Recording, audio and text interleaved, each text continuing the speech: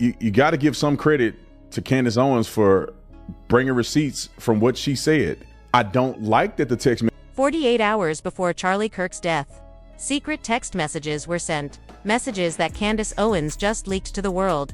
Are these real receipts? Or an AI-generated lie that could destroy everything we thought we knew? Stay tuned, because what you're about to hear changes everything. Following Charlie Kirk's passing, Candace Owens has faced a wave of growing criticism from the public, media commentators, and even former supporters who accuse her of gaslighting and offering little in the way of verifiable proof to back her claims. To be fair, that assessment isn't entirely new. I've said similar things myself. Owens has a reputation for being bold, confident, and unapologetically outspoken, a quality that once worked to her advantage. But in the wake of Kirk's death, her approach seems to have shifted from persuasive commentary to something that feels more speculative, almost conspiratorial. Part of what fuels the backlash is her insistence on framing complex, emotional events as evidence of shadowy forces working behind the scenes. Rather than presenting concrete data or first-hand testimony, she tends to weave together fragments of information, personal conviction, and moral outrage to build a larger narrative. The result is a pattern of storytelling that's compelling to her audience but frustrating for anyone looking for actual proof. She speaks with certainty, but the certainty often rests on air. That approach might not matter much in the realm of culture wars or ideological debates, where emotion often outweighs evidence, but this situation is different. A man is dead, there's an ongoing investigation, the stakes are higher than internet drama or political theater, and people naturally expect a higher standard of responsibility from public figures with large platforms. Yet instead of carefully distinguishing between fact and conjecture, Owens has doubled down, turning her commentary into a crusade for truth that, ironically, seems to obscure more than it clarifies.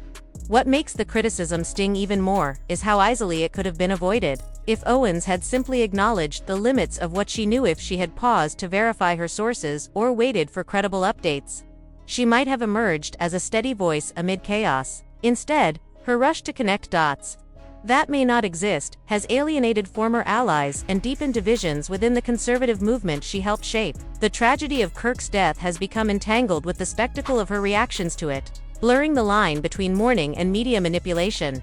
It's also worth considering why she might be doing this. Some argue it's strategic, that controversy drives engagement, and engagement drives revenue. Others believe it's ideological, that Owens genuinely thinks she's exposing hidden truths others are too afraid to speak. Perhaps it's a combination of both.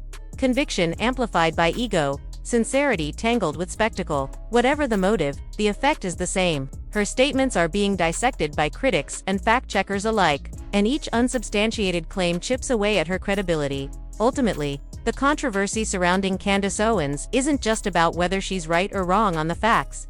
It's about the erosion of trust. Audiences today are weary of personalities who speak in absolutes without accountability. They crave clarity, transparency, and intellectual honesty, qualities that used to set leaders apart from provocateurs. Unless Owens recalibrates her approach and grounds her arguments in verifiable reality, she risks becoming the very caricature her detractors accuse her of being: a performer chasing outrage, instead of a thinker seeking truth. Candace Owens claims that Erica Kirk had a priest flown out to Utah in order to pray over the body of Charlie Kirk. And this is something that she's produced on social media, and she's put it, all over the place. Now, here's the thing.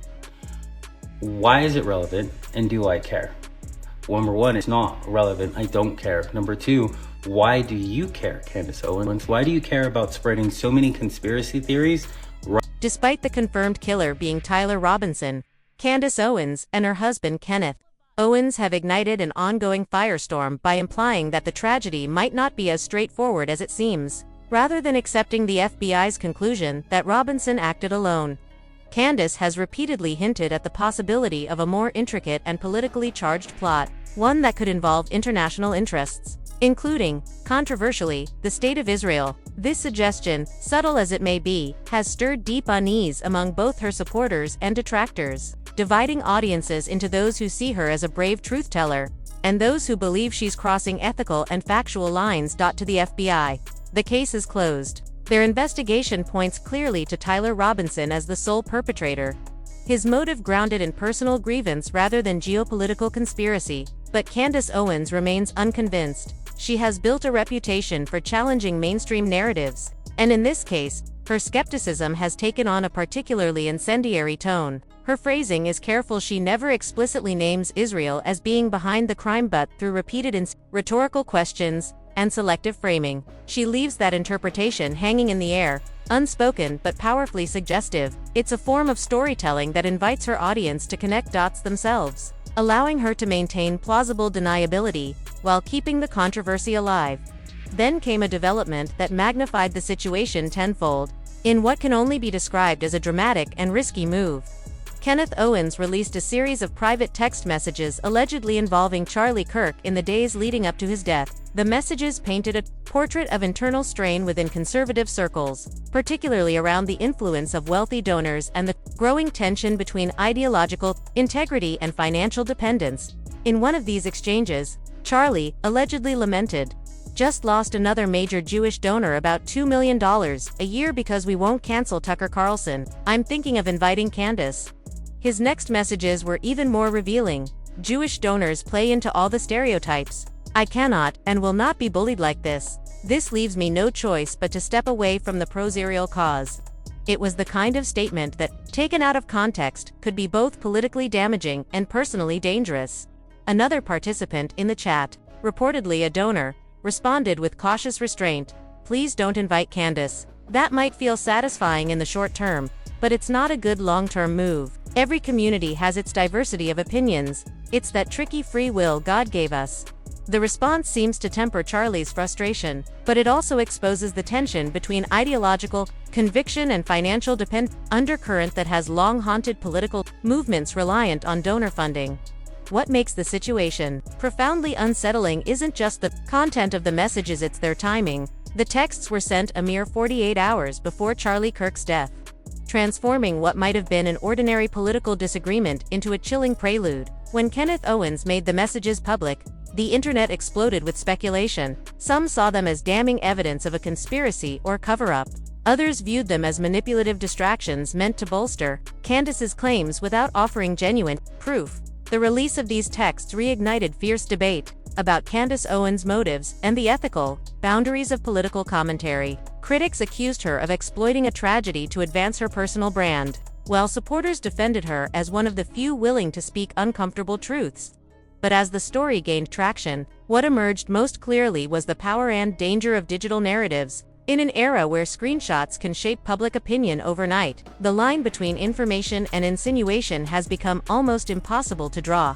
Candace's refusal to back down has only amplified the spectacle. Her insistence that there's more to the story keeps her followers engaged but leaves observers uneasy, sensing that the pursuit of truth has been replaced by the pursuit of influence. Whether her suspicions hold any weight or not, one fact is undeniable. She has managed to turn a private tragedy into a public reckoning about money, loyalty, and the cost of challenging dominant narratives within the conservative world at its core. This controversy raises an uncomfortable question: how much of what we believe in times of crisis is shaped by evidence, and how much is shaped by the people who claim to know the truth? Candace Owens has mastered the art of living in that gray space between conviction and proof. And in doing so, she continues to blur the line between truth seeker and provocateur. Don't know why she's going after Turning Point USA when it's being run by Charlie Kirk's widow now, Erica. One would have to think if she and Charlie were still very close, then she and Erica would have been just as close. And had Charlie wanted her to come back, Erica Kirk would still make that happen. Why would she not want to fulfill the prophecy or the wish or the desire of her? To be fair, the critic in this situation raises a valid point. He's essentially saying, "Candace, look, Charlie respected you, even if your views didn't always align. He kept his distance not out of dislike, but because of his financial ties to pro-Israel donors. So, considering your friendship with his family, why air all of this publicly now?" It's a question many are asking as Candace continues to share what she calls receipts.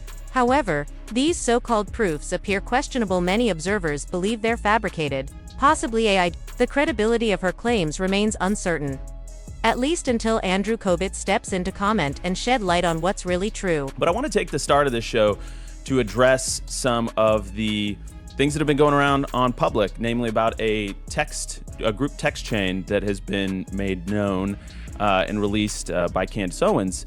And I just want to address it head on because, that was a screen grab that I had shared with people. So it is authentic. And I want to go into it because I actually am really excited that the truth is out there. Andrew Kovic eventually stepped forward to address the situation directly. He acknowledged the existence of the text thread circulating online and explained that he wanted to clarify things before misinformation spread further. According to him, Candace Owens had already been discussing the messages. And while Kovic confirmed that they were real, he also expressed mixed feelings about how they became public.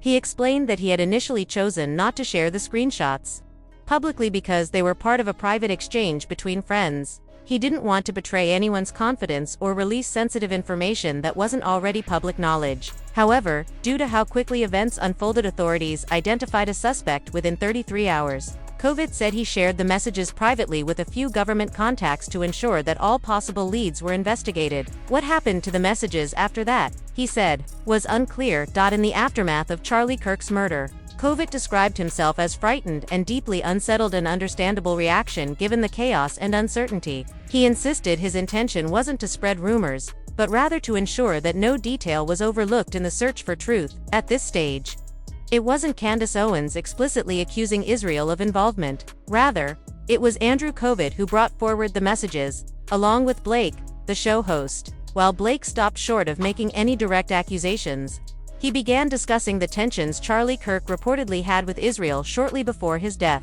The situation, as it stands, raises even more questions about what was truly happening behind the scenes. What is going on here, you guys can look up what the text say. What is going on is, Charlie, as I mentioned, he loved Israel, he cared about Israel, he cared about the Holy Land, and he was aware there was a surge of anti-Israel sentiment on the right. Charlie thought seriously about this issue and was trying to chart a path forward for people who were sympathetic to Israel. He was playing the good cop here. He was saying, you guys don't realize how bad it could potentially get. You have to change your PR. That's why he writes a letter to Bibi. You are losing the PR war. You need to change how you do your PR. In the aftermath of these revelations, some conservative commentators began trying to get ahead of the narrative. They claimed that internal divisions within the political right were worsening, especially around the issue of rising anti-Semitism. According to them, Charlie Kirk had been trying to have a candid discussion with Benjamin Netanyahu, warning that Israel's global image was suffering. Kirk allegedly told him that many Americans were questioning how much U.S. money flowed to Israel, and that perhaps both nations needed to rethink the nature of their relationship. Yet, Kirk found himself trapped between two powerful forces. On one side were his conservative principles, many of which aligned with Candace Owens' views on free speech and America First policies. On the other were the financial and political expectations tied to pro-Israel donors. His audience, mostly white, middle American conservatives, resonated with his content about Christian values, anti-immigration sentiments, and traditional family ideals. That audience was his foundation. But once he began voicing even mild criticism of Israel, he was quickly labeled anti. It was the same dynamic faced by others, like Tucker Carlson, who also lost major donors after aligning with Owens. This loss of funding was, in many ways, Charlie Kirk's first major setback. It revealed a deeper truth.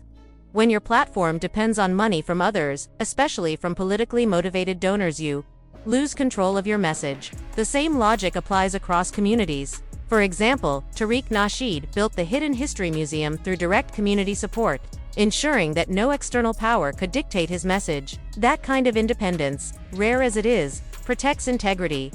The white conservative movement, on the other hand, has enough internal wealth and influence to sustain itself without relying on foreign money. Yet greed and ambition often push leaders to accept donations that come with strings attached. Once you take that money, you're bound by the expectations of those funding you, what you can say, who you can work with, and what causes you can publicly support. In politics, every dollar has a cost, so when people try to paint Charlie Kirk as someone detached from financial motives, the evidence suggests otherwise. Accepting millions from donors inevitably shapes priorities, and if he truly believed in limiting foreign influence in American discourse, he should have turned down that money. The harsh reality is that in U.S. politics, it's almost impossible to rise to national prominence while being openly critical of Israel. Doing so risks alienation, not just from donors, but from political allies, including Donald Trump himself.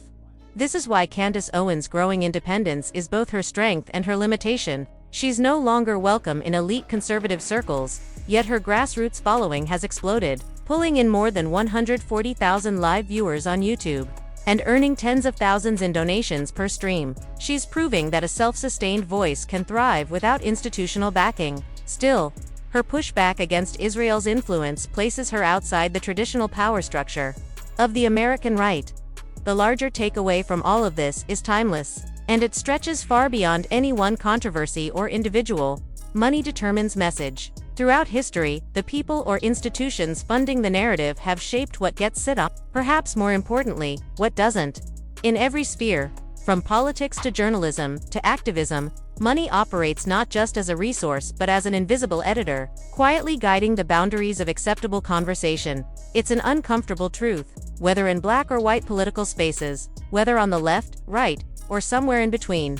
Outside funding almost always comes with a silent contract attached. It might not be written on paper, but it exists nonetheless, a mutual understanding that, in exchange for financial backing, certain ideas will be advanced, and others will be quietly avoided. As Malcolm X once warned, the moment you accept money from external sources, your story stops being your own. The people signing the checks begin to sign off on the message, and over time, the original vision is diluted by compromise and expectation. This pattern repeats itself endlessly in American political life.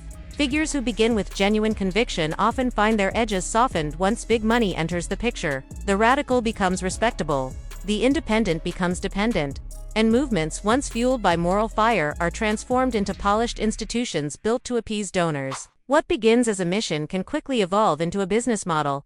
It's a dynamic not limited to one ideology. On the progressive left, major advocacy groups and media outlets rely on corporate or philanthropic funding that quietly shapes the boundaries of their activism. On the conservative right, the same phenomenon occurs, just with different benefactors. Donors often come with religious, geopolitical, or cultural agendas that influence what issues are emphasized and which ones are ignored. Even the loudest voices for free speech tend to fall silent when those who bankroll them take issue with their words.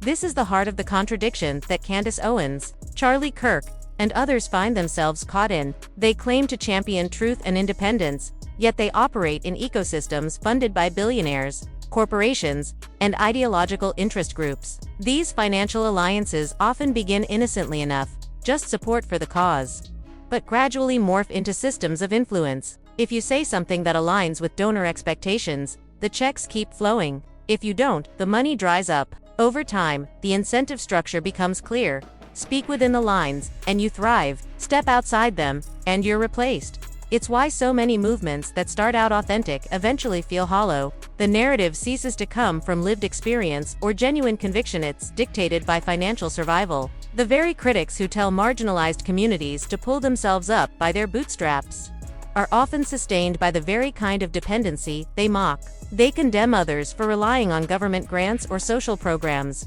yet their own platforms are kept afloat by elite donors with vested interests. Whether those backers are liberal foundations, foreign governments, or Zionist financiers, the principle is the same. Influence follows investment.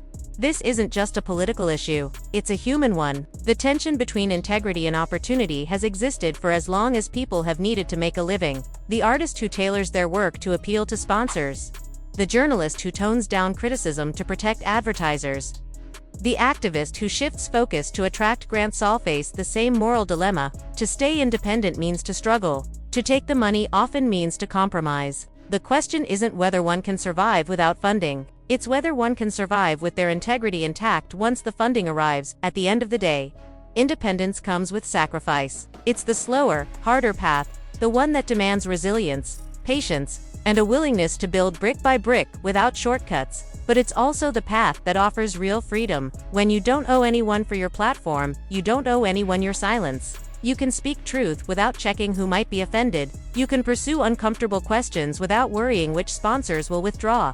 Yet, this ideal is increasingly rare in a digital age where visibility is currency. The modern economy of influence rewards virality over authenticity, controversy over consistency. People are encouraged to chase sponsorships, brand deals, and political alliances as markers of success. The more money attached to a name, the more legitimate they appear, even if the message that made them popular in the first place becomes diluted. But the truth is, not all progress is profitable, and not all integrity can be monetized. History remembers people like Malcolm X, Martin Luther King, Jr., and Fred Hampton, not because they were wealthy or well-funded, but because they spoke with a kind of fearlessness that can't be bought. Their voices resonated precisely because they refused to let financial interests dictate their convictions. In contrast, the figures who traded authenticity for access often fade into obscurity once their benefactors move on to the next voice that can serve their goals. That's the danger facing today's influencers and political commentators. When your income depends on outrage, your message becomes performative. When it depends on donors, it becomes cautious. Either way, the truth suffers. Independence is uncomfortable because it demands honesty even when honesty costs you support. But it's also liberating because it allows your message to remain pure, untouched by the invisible hands that so often shape the public conversation. For any movement, be it conservative, progressive, or otherwise, the challenge is the same. Can it sustain itself without selling out its soul? Can it remain principled in a landscape that rewards conformity to the interests of those with power and money? The easy answer is no, but the necessary answer is, we must try. The lesson is as relevant now as it was in Malcolm X's time. Once you take their money, they own your voice. That's why true reform, true change, and true expression can only come from within communities that build themselves up without relying on outsiders to define their worth. Because, when the funding stops, those dependent movements collapse, but those built on conviction endure. So yes, independence costs more, both financially and personally. It may mean fewer headlines, fewer partnerships, and slower growth, but it also means something no amount of money can buy: authenticity. When your message is yours alone, born from truth, shaped by conviction, and accountable only to conscience, you may not be the loudest voice in the room, but you'll be the one still speaking when the noise fades. In the end, that's what matters most. It's better to stand on your own foundation, no matter how small, than to build an empire on borrowed ground. Because, as history has shown time and time again, the moment you sell your voice, you lose not only control of your message but also the trust of those who once believed in you. And without that trust, no amount of money, influence, or power can bring it back.